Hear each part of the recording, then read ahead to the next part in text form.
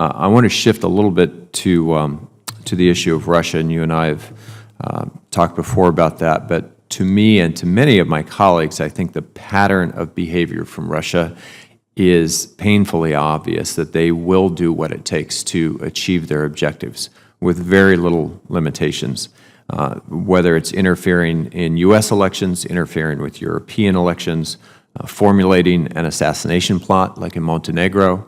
Russia is treating the West right now like it's the wild, wild West, with no norms, no laws, no consequences. Should there be consequences for the kind of hostile actions that we've seen from Russia, both directed at the United States and at our allies in Europe?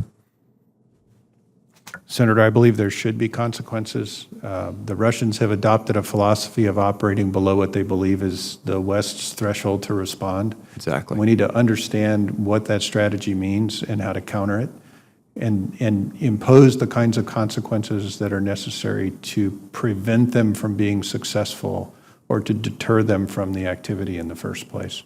Do you have parcel of that is understanding how they're doing what they're doing. Absolutely. Do you have thoughts on what those consequences should look like if we want Russia to change their current pattern of behavior? I think this is going to require that we bring all of the tools of government to bear. The military tool is not going to be enough, particularly given the kinds of circumstances where the Russians attempt to operate, as I mentioned earlier, below our threshold to respond.